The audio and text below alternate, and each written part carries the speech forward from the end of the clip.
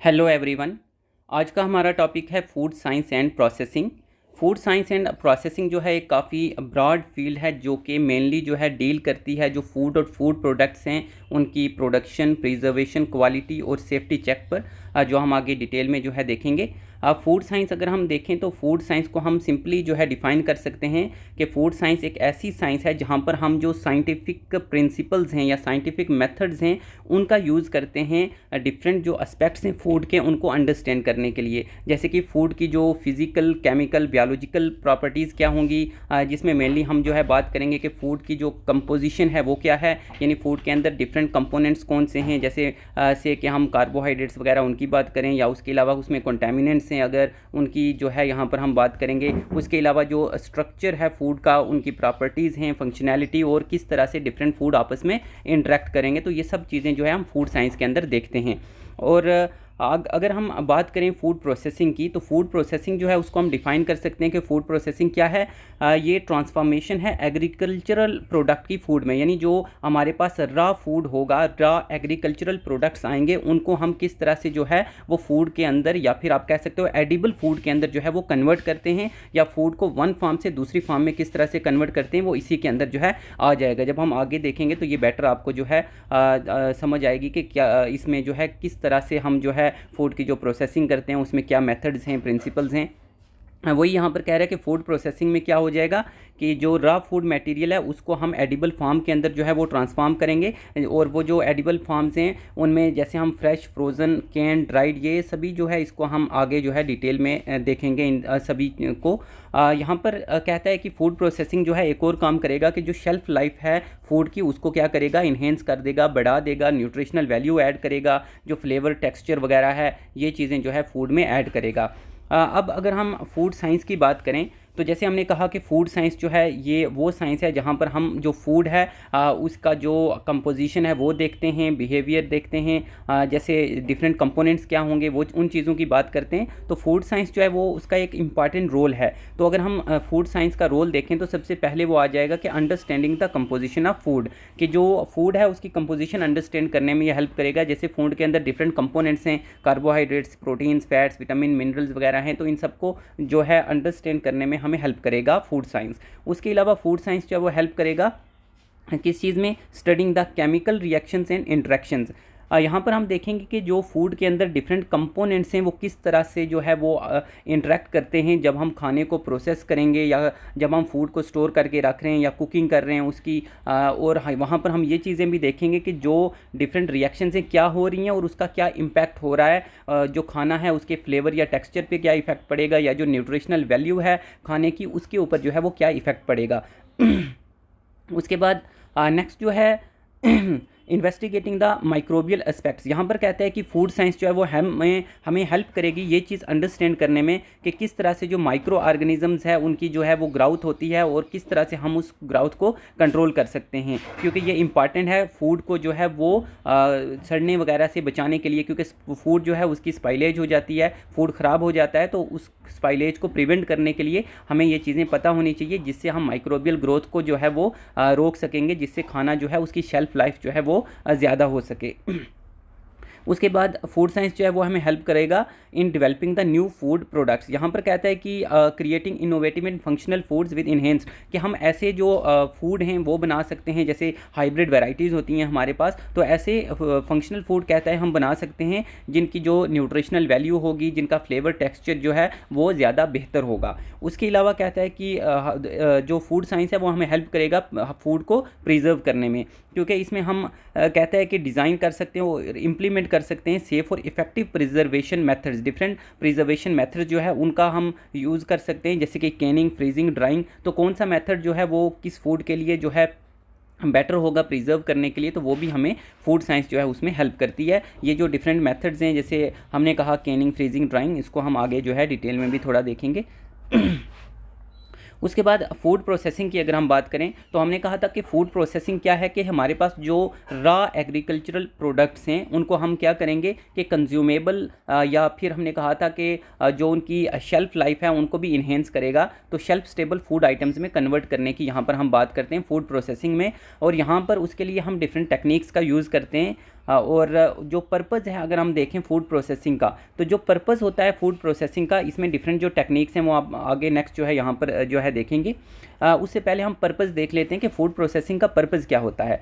तो सबसे पहला पर्पज़ तो होता है प्रिजर्वेशन का। प्रिजर्वेशन यानी कि जब हम फूड को प्रिजर्व करके रखेंगे उससे क्या होगा, जो शेल्फ़ लाइफ है फूड की वो ज़्यादा हो जाएगी, तो एक्सटेंड हो जाएगी जो फूड की शेल्फ़ लाइफ है। और इस तरह से जो फूड है हम उसको डिफरेंट मेथड्स का यूज़ करके जो है वो प्रिजर्व करके रखते हैं, जिससे जो खाना है वो ख़राब नहीं होगा, उसमें माइक्रो ऑर्गेनिजम्स की जो ग्रोथ वगैरह है वो नहीं होगी, इंजाइमेटिक ब्राउनिंग जो हो जाती है या ऑक्सीडेशन, ये डिफरेंट केमिकल रिएक्शंस हो जाती हैं जिसकी वजह से खाना जो है वो ख़राब हो जाता है। तो हम फूड प्रोसेसिंग के जो मेथड्स हैं उनके ज़रिए क्या कर सकते हैं, फूड को प्रिजर्व करके रख सकते हैं। दूसरा है फूड प्रोसेसिंग जो है उसका एक और इम्पॉर्टेंट जो हमारे पास एस्पेक्ट है वो है सेफ्टी।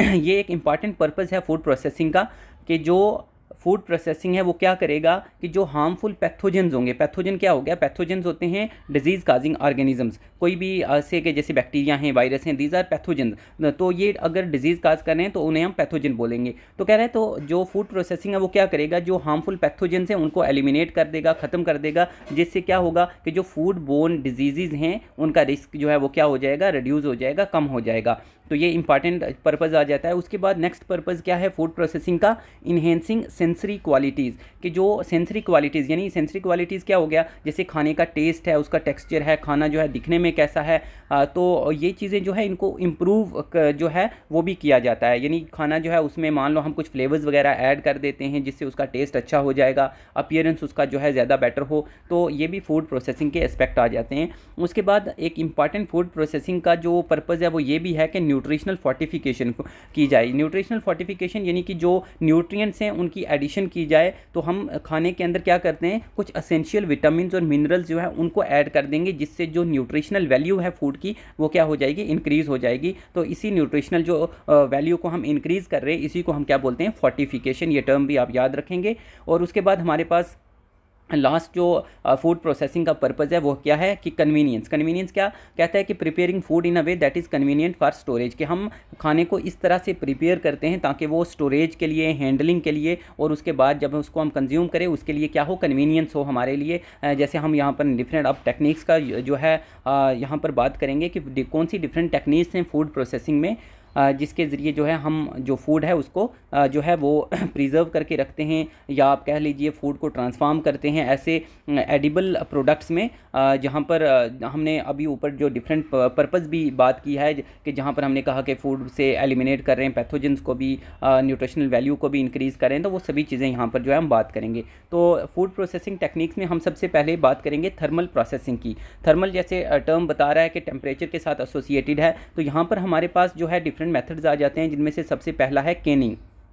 कैनिंग क्या हो गया कि हम क्या करते हैं कि फूड को सील करते हैं एयर टाइट कंटेनर्स के अंदर। तो एयर टाइट जो कंटेनर्स वगैरह हैं उनमें हम खाने को जो है बिल्कुल सील करेंगे। उसके बाद उनको हम क्या करेंगे, फूड को हम जो है एक्सपोज करेंगे टू हाई टेम्परेचर। तो खाने को वो जो हमने एयर टाइट कंटेनर्स में सील किया है उसको हम हाई टेम्परेचर के ऊपर हीट करेंगे, जो कि यूजली कहता है कि 100 डिग्री जो है उसके जो है ऊपर होगा। और इससे क्या होगा कि जो डिफरेंट माइक्रो ऑर्गेनिज्म है वो क्या होंगे कि वो डिस्ट्रॉय हो जाएंगे, और इससे एक तो फूड जो है वो हमारा प्रिजर्व भी रहेगा और दूसरा जो उसकी शेल्फ लाइफ है वो भी जो है इंक्रीज़ होगी। उसके बाद नेक्स्ट थर्मल प्रोसेसिंग में हमारे पास आता है पास्चुराइजेशन।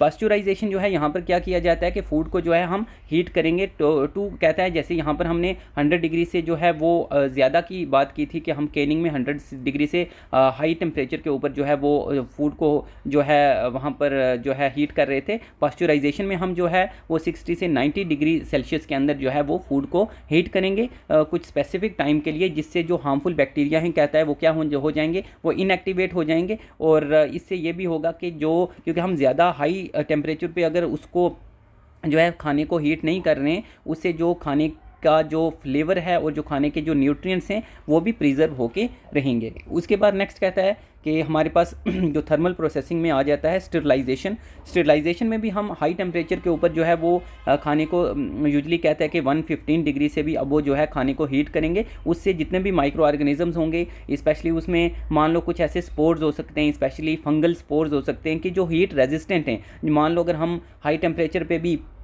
जो है हीट कर रहे हैं, तो कई बार ऐसा हो सकता है कि फंगल स्पोर जो है क्योंकि हीट रेजिस्टेंट है वहाँ पर रह जाएं, लेकिन जब हम उसको काफ़ी ज़्यादा हीट देंगे तो उससे क्या होगा कि वो जो स्पोर्स हैं वो भी क्या हो जाएंगे कि एलिमिनेट हो जाएंगे। उसके अलावा कहता है इससे क्या होगा कि एक तो प्रिजर्वेशन हो गई, माइक्रो ऑर्गेनिज्म किल हो गए, और दूसरा जो शेल्फ लाइफ है उसकी वो भी काफ़ी ज़्यादा टाइम तक जो है वो रहेगी। तो उसके बाद लास्ट में हमारे पास थर्मल प्रोसेसिंग में आ जाता है ब्लैंचिंग। तो ब्लैंचिंग कहता है क्या है कि brief immersion in hot water और स्टीम। यहाँ पर हम क्या करते हैं कि काफ़ी हॉट वाटर है अगर या हॉट स्टीम है, उसमें जो है खाने को इमर्स करेंगे थोड़ी देर के लिए। उससे क्या होगा कि जो इंजाइम्स हैं वो इनएक्टिवेट हो जाएंगे, काम नहीं करेंगे, जिससे जो स्पाइलेज है खाने की वो भी प्रिवेंट हो जाएगी। और उसके अलावा कहता है ये क्या करेगा, it will soften the tissues and facilitate further processing. और इसके बाद जो है खाने की फर्दर प्रोसेसिंग जो है वो की जाएगी, जैसे कि फ्रीजिंग और ड्राइंग इसके बाद हम कर सकते हैं ब्लेंचिंग के बाद। तो जैसे यहाँ पर टर्म जो है वो थर्मल प्रोसेसिंग आ रही थी, तो यहाँ पर थर्म जो है वो टेम्परेचर के साथ एसोसिएटेड है। तो यहाँ पर यानी जितने भी ये टेक्निक्स हैं इनमें हम हाई टेम्परेचर के ऊपर ही जो है खाने को हीट कर रहे थे, जिससे माइक्रो ऑर्गेनिज्म किल हो जाएंगे और जो शेल्फ लाइफ है वो इंक्रीज़ हो जाएगी। नेक्स्ट जो है वो हमारे पास आ जाता है फ्रीजिंग। फ्रीजिंग में हमारे पास जो है यहाँ पर 3 तरह की टेक्निक्स आ जाती हैं। पहला है फास्ट फ्रीजिंग। जैसे नाम से हमें पता चल रहा है कि फास्ट फ्रीजिंग में क्या होगा, कहता है कि रैपिडली हम क्या करेंगे कि खाने का जो टेम्परेचर है उसको -18 डिग्री के नीचे लेके जाएंगे, और उससे क्या होगा, कहता है कि जो क्वालिटी है और जो वो भी खाने की जो है वो क्या रहेगी, प्रिजर्व रहेगी, and minimise ice crystal formation. जो आइस क्रिस्टल फार्मेशन है वो भी जो है नहीं होगी, तो जो क्रिस्टल्स आइस के बन जाएंगे यानी वो भी मिनिमाइज हो जाएंगे। तो यहाँ पर फास्ट फ्रीजिंग है, यानी खाने को एकदम से रैपिडली हम जो है वो -18 के ऊपर लेके जाते हैं। क्रायोजेनिक जो है हमारे पास फ्रीजिंग ये आ जाता है। यहाँ पर क्या है कि हम खाने को बहुत ही ज़्यादा लो टेम्परेचर के ऊपर जो है वो लेके जाएंगे। यूजली यहाँ पर जब हम क्रायो प्रिजर्वेशन या भी आपने पढ़ा होगा उसकी बात करते हैं, तो हम बात करते हैं लिक्विड नाइट्रोजन की, कि लिक्विड नाइट्रोजन जिसका जो टेम्परेचर है वो होता है -196 डिग्री सेल्सियस। तो -196 डिग्री सेल्सियस के ऊपर यहाँ पर हम क्रायोजेनिक फ्रीजिंग में जो है खाने को जो है इतने कम टेम्परेचर के ऊपर ले करके जाते हैं, जहाँ पर जो है कहता है कि जो सेल इंटीग्रिटी है वो भी मेंटेन रहेगी। उसके बाद हमारे पास आता है फ्रीज ड्राइंग। फ्रीज ड्राइंग में क्या होगा कि कहता है कि food is frozen and subjected to a vacuum. पहले हम फूड को जो है वो क्या कर लेंगे कि फ्रोज़न कर लेंगे, उसके बाद जो है वैक्यूम वाली कंडीशन में उसको लेके जाएंगे, जहाँ पर जो मॉइस्चर कंटेंट है वो उससे क्या कर दिया जाएगा, रिमूव कर दिया जाएगा। और इससे कहता है क्या होगा कि जो फ्लेवर और टेक्सचर है खाने का वो जो है प्रिजर्व रहेगा। तो ये फ्रीजिंग था जहाँ पर हम लो टेम्परेचर पे कर रहे थे। देन ड्राइंग में जो है हमारे पास एक तो सन ड्राइंग आ गया, जो कि सिंपल हो गया कि हम खाने को क्या करेंगे कि धूप में सुखा लेंगे, तो वो सन ड्राइंग हो गया। देन डिहाइड्रेशन में भी हम क्या करेंगे, यानी जो वाटर है उसको हमने निकाल लेना है। तो यहाँ पर हम क्या करेंगे, कहते हैं कि कंट्रोल्ड ड्राइंग होगी यहाँ पर, कहाँ पर, वार्म एयर। यहाँ पर हम जो ड्राई करेंगे वो वार्म एयर में करेंगे, जिससे जितना भी खाने के अंदर वाटर कंटेंट है यानी जो मॉइस्चर है वो जो है वो निकल जाए। तो उससे क्या होगा, जो शेल्फ लाइफ है कहता है खाने की वो भी इंक्रीज़ होगी, और जो फ्लेवर्स हैं कहता है कि वो भी जो है वो वहाँ पर प्रिजर्व रहेंगे। देन फ्रीज ड्राइंग आ जाता है। फ्रीज ड्राइंग में कहता है कि क्या किया जाएगा, जैसे ऊपर भी कहता है हमने बात की कि ये मॉइस्चर को जो है वो क्या करेगा, रिमूव करेगा, और क्वालिटी जो है वो जो है उसकी प्रिजर्व रहेगी थ्रू सब्लिमेशन। सब्लिमेशन जो है ये आपने पढ़ा होगा, जब सॉलिड जो है वो डायरेक्टली गैस के अंदर कन्वर्ट हो जाए विदाउट द लिक्विड स्टेज, यानी लिक्विड वाली स्टेज नहीं आ रही है, डायरेक्टली सॉलिड जो है वो गैस में कन्वर्ट हो जाए, उसको सब्लिमेशन बोलते हैं। देन हमारे पास स्प्रे ड्राइंग होता है, जहाँ पर कहते हैं लिक्विड फूड जो है उसको हम क्या करेंगे कि एक हार्ड चेम्बर में जो है वो ले करके उसको रैपिडली ड्राई कर देंगे पाउडर फॉर्म में। तो यहाँ पर सॉरी यहाँ पर कहता है कि हमारे पास एग्जांपल आ जाती है मिल्क, कॉफ़ी और स्पाइसेस की। इनको यूजली हम क्या करते हैं कि पाउडर फॉर्म में आपको देखने को मिलता है, जैसे मिल्क पाउडर वगैरह होता है, तो वो स्प्रे ड्राइंग के थ्रू ही जो है उसको कन्वर्ट किया होता है। तो ये ड्राइंग में आ गया। देन हमारे पास आती है फर्मेंटेशन। फर्मेंटेशन जो है यहाँ पर जैसे एक तो आ गया हमारे पास लैक्टिक एसिड फर्मेंटेशन। तो यहाँ पर फर्मेंटेशन में होता है क्या क्या है कि जो माइक्रो ऑर्गेनिजम्स हैं वो क्या करेंगे कि जो कार्बोहाइड्रेट्स होती हैं या शुगर्स होती हैं उनको कन्वर्ट करते हैं किसमें, अल्कोहल वगैरह के अंदर, जैसे या लैक्टिक एसिड में। तो यहाँ पर लैक्टिक एसिड की फर्मेंटेशन है, तो माइक्रो ऑर्गेनिज्म शुगर्स को कन्वर्ट करेंगे किसमें, लैक्टिक एसिड में। तो यहाँ पर जैसे हम मेनली बात करते हैं जैसे योगर्ट हो गया, दही वगैरह, चीज़ वगैरह, इनकी बातें हम करते हैं, तो ये वाले जो प्रोडक्ट्स हैं वो फर्मेंटेशन से बनते हैं। उसके अलावा अल्कोहलिक फर्मेंटेशन में जो है हम यीस्ट की बात करेंगे। जो यीस्ट फर्मेंटेशन करता है, तो यीस्ट क्या करता है कि शुगर को कन्वर्ट करता है अल्कोहल में। जैसे यहाँ पर हमने क्या बात की थी कि शुगर्स को कन्वर्ट किया जाता है लैक्टिक एसिड में, तो ये कुछ माइक्रो ऑर्गेनिजम्स जो है करते हैं, जैसे लाइक लैक्टोबैसिलस जो कि कर्ड फार्मिंग बैक्टीरिया भी है। और जब हम यीस्ट की बात करते हैं तो यीस्ट क्या करते हैं, ये शुगर्स को अल्कोहल में जो है वो कन्वर्ट करते हैं, और ये जो है यूज़ किया जाता है यही प्रोसेस जो वाइन वगैरह जो है या बियर वगैरह या जो बाकी अल्कोहलिक बेवरेजेस जो है प्रिपेयर किए जाते हैं उनकी प्रिपरेशन में। देन एसिटिक एसिड की फर्मेंटेशन में भी जो है हम देख सकते हैं फर्मेंटेशन, क्योंकि कुछ बैक्टीरिया जो हैं वो क्या करते हैं कि जो शुगर है उसको कन्वर्ट करते हैं किसमें, एसिटिक एसिड के अंदर।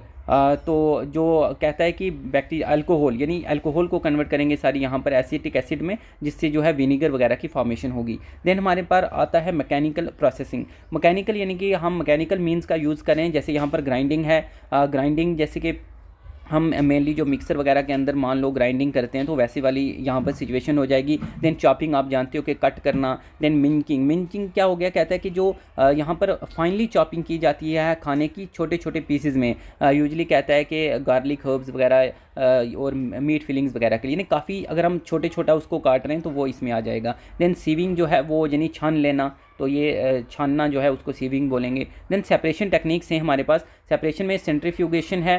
सेंट्रीफ्यूगेशन आप सिंपली इसको ऐसा समझ लो कि चीज़ों को हाई स्पीड के ऊपर जो है वो रोटेट किया जाता है, जिससे जो भारी चीज़ है वो नीचे सेटल हो जाएगी और जो हल्की चीज़ है वो थोड़ा ऊपर। जैसे हम लस्सी वगैरह जब बनाते हैं तो उसमें भी जैसे मिक्सर वगैरह के अंदर, तो यही जो प्रोसेस है वहाँ पर भी जो है हमें देखने को मिलता है सेंट्रीफ्यूगेशन का, कि जो हाई स्पीड के ऊपर क्योंकि वो जो है रोटेशन होती है वहाँ पर मिक्सर के अंदर, तो जिससे क्या होगा कि जो डेंस वाले पार्टिकल हैं वो यूजली नीचे रहते हैं, और जैसे क्रीम वगैरह जो है मिल्क से कहता है कि हम एक्सट्रैक्ट कर सकते हैं इसी, क्योंकि वो तो डेंसिटी में थोड़ा जो है कम होगी, जो मिल्क वगैरह जो क्रीम वगैरह है तो वो ऊपर आ जाएगी। उसके अलावा कहता है सेपरेशन में फिल्ट्रेशन। फिल्ट्रेशन सिंपल है कि हम चीज़ों को जो फ़िल्टर करते हैं। देन प्रेसिंग, ये भी टेक्निक्स हैं, ये आप देख लें उसके लिए।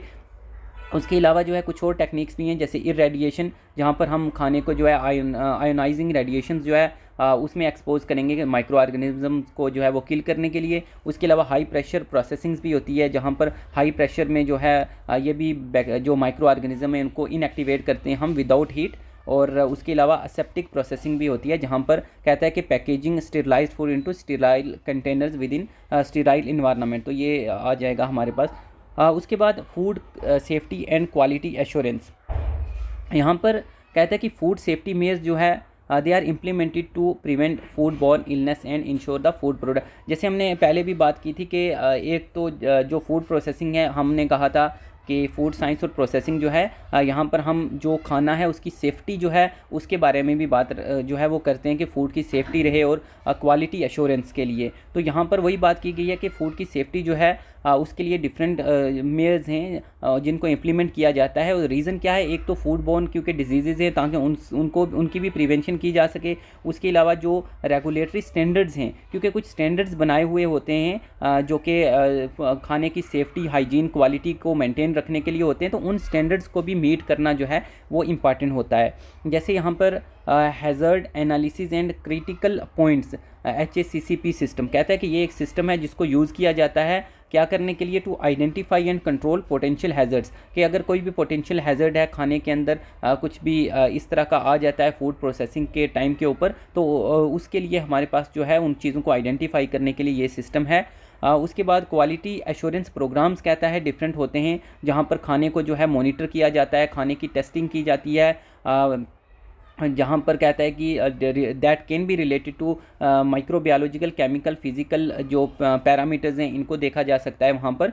और उसके अलावा कहता है कि फूड सेफ्टी और क्वालिटी एश्योरेंस जो है वो क्या देखेगा कि इनकम्पसेस गुड मैन्युफैक्चरिंग पार्टिकल्स, जो गुड मैन्युफैक्चरिंग प्रैक्टिसेस हैं दैट इज़ GMPs। उसके अलावा जो सैनिटेशन प्रोटोकॉल हैं ताकि खाना जो है को यानी कि सेफ्टी जो है मेंटेन रखी जाए। उसके अलावा एलर्जन कंट्रोल्स, क्योंकि कुछ चीज़ें होती हैं या कुछ फूड पार्टिकल्स भी होते हैं जो मान लो कि किसी पर्सन के लिए जो है वो एज एलर्जिक होते हैं, एलर्जन जो है वो काम करते हैं, तो उनको भी कंट्रोल करने के लिए यहाँ पर जो है देखा जाता है। उसके अलावा कहता है ट्रेसेबिलिटी सिस्टम, कोई अगर ट्रेस एलिमेंट्स वगैरह उनको भी ट्रेस करने के लिए, तो ये डिफरेंट चीज़ें जो है फूड सेफ्टी और क्वालिटी एश्योरेंस में आ जाएंगी।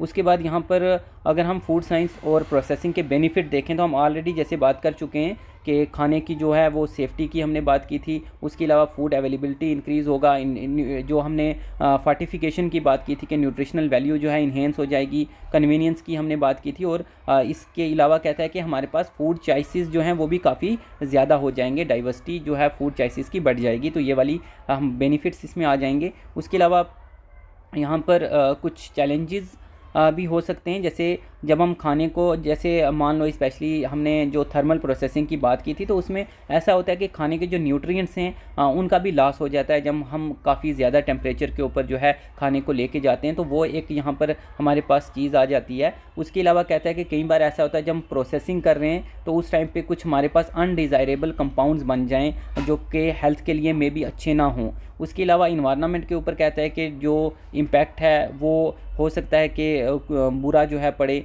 उसके अलावा कुछ इथिकल कंसिड्रेशन है, जैसे कि हम जेनेटिक मॉडिफिकेशन मान लो कर रहे हैं या खाने के अंदर कुछ एडिटिव्स का यूज़ कर रहे हैं, तो उन वाली चीज़ों की अगर हम बात करें तो इथिकल थोड़ा आ जाता है। उसके अलावा यहाँ पर थोड़ा सा लास्ट में कुछ डेटा दिया है, जैसे अगर हम इंडिया की बात करें तो इंडिया जो है वो लार्जेस्ट प्रोड्यूसर है मिल्क, पल्सेस, स्पाइसेस और जिंजर का।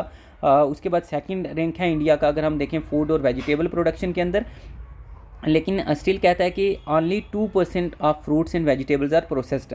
हालांकि रैंक जो है वर्ल्ड में इंडिया का सेकंड है फूड वेजिटेबल प्रोडक्शन में, लेकिन अगर हम जो प्रोसेसिंग है उसकी बात करें तो सिर्फ कहता है कि 2% फ्रूट्स और वेजिटेबल्स को ही प्रोसेस किया जाता है। अगर यही परसेंटेज हम अगर ग्लोबल जो है देखें तो वो 10 से 20% आती है। उसके अलावा कहता है कि India aims to increase processing level of food product to 25%, कि इंडिया का ये मकसद है कि प्रोसेसिंग जो है फूड प्रोडक्ट्स की उनको 25% तक किया जाए बाय 2025। तो ये कुछ डेटा है। नेक्स्ट जो है हमारा टॉपिक जो है वो रहेगा केमिकल एनालिसिस ऑफ फूड, जो हम नेक्स्ट वाले लेक्चर में जो है बात करेंगे।